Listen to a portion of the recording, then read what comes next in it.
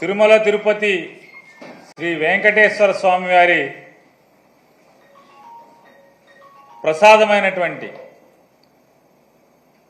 లడ్డూ తయారీలో ఉపయోగించేటువంటి ఆవు నెయ్యిలో జంతువుల యొక్క కొవ్వు కలిసిందని, అటువంటి జంతువుల యొక్క కొవ్వు అవశేషాలు ఉన్నటువంటి నేతితో తయారు చేసిన ప్రసాదాలను భక్తులకు పంచేశారని చెప్పని తప్పుడు ప్రచారం ద్వారా రాజకీయ లబ్ధి కోసం సాక్షాత్తు కలియుగ దైవమైనటువంటి శ్రీ వెంకటేశ్వర స్వామి వారి ఆలయ మహత్యాన్ని, తిరుమల తిరుపతి దేవస్థాన పవిత్రతను,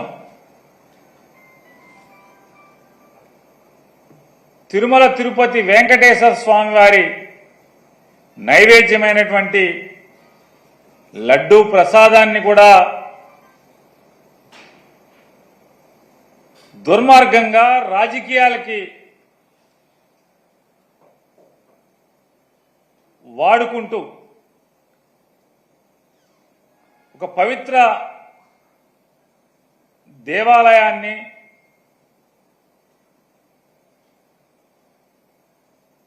ప్రపంచవ్యాప్తంగా ఉన్నటువంటి హైందవ ప్రజల యొక్క ఆరాధ్య దైవమైనటువంటి వెంకటేశ్వర స్వామి వారిని కూడా రాజకీయాల్లో భక్తుల మనోభావాల్ని దెబ్బతీసే స్థాయిలో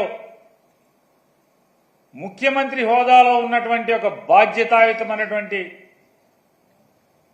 పదవిలో కూర్చున్నటువంటి నారా చంద్రబాబు నాయుడు గారు తిరుమల తిరుపతి ఎగ్జిక్యూటివ్ ఆఫీసర్ గారైన శ్యామలరావు గారు నెయ్యిలో లోపాలున్నటువంటి నెయ్యిని వెనక్కి తిప్పి పంపాము, మేము దాన్ని వాడలేదు, స్వీకరించలేదు అని, ప్రసాదానికి దాన్ని వాడకుండానే వెనక్కి తిప్పి పంపించాము అని చెప్పని, అలాగే తిరుపతిలో ల్యాబ్ ఉంది, ల్యాబ్లో మేము పరీక్ష చేసి అటువంటి నెయ్యిని వెనక్కి పంపించాము, వాడలేదని చెప్పని ఈవో చెప్తున్నప్పటికీ కూడా దుర్మార్గంగా నారా చంద్రబాబు నాయుడు గారు దీంట్లో జంతువు కొవ్వు కలిసిందని, అలాగే వారి కుమారుడైన నారా లోకేష్ నాయుడు గారు మరొక అబద్ధాలాడటంలో, అసత్యం ఆడటంలో మరొక 10 అడుగులు ముందుకేసి పంది కొవ్వు కలిసిందని చెప్పని ప్రసాదంలో నారా లోకేష్ మాట్లాడుతూ, అలాగే వెనకటికి పెద్దలు చెప్పిన సామెతగా దున్నపోతు ఈనిందేనే ఎవడో చెప్తే దూడను కట్టేయమని చెప్పని ఇంకొకటి దూడను కట్టేయడానికి పరిగెత్తిన చందాన ఈ తండ్రి కొడుకుల యొక్క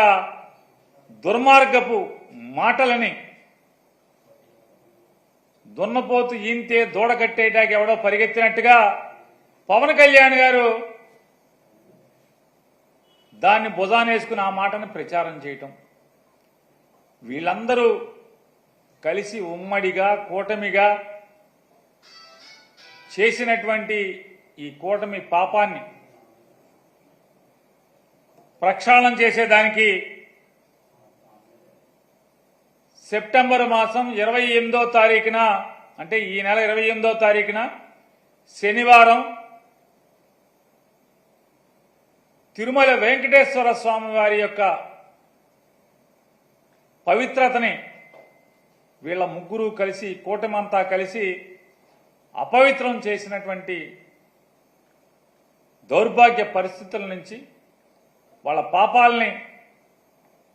క్షమించి వదిలేయమని, దానికి పరిహారం కోసం జగన్మోహన్ రెడ్డి గారి యొక్క పిలుపు మేరకు ఈ శనివారం 28వ తారీఖున ప్రతి నియోజకవర్గంలో కూడా వివిధ దేవాలయాల్లో భక్తులు కానీ, ప్రజలు కానీ, అలాగే వైఎస్ఆర్ కాంగ్రెస్ పార్టీ కార్యకర్తలు కానీ ప్రతి ఒక్కరు కూడా ఆ రోజు ఈ కూటమిగా వీళ్ళు ఏర్పడి స్వామివారి పవిత్రతని ఈ రకంగా కిరాతకంగా పాపానికి ఒడిగట్టిన దాన్ని పరిహారం కోసం ప్రత్యేకమైన పూజలు నిర్వహించమని చెప్పని అందరినీ కూడా వైఎస్ఆర్ కాంగ్రెస్ పార్టీ తరఫున కోరుకుంటున్నాం.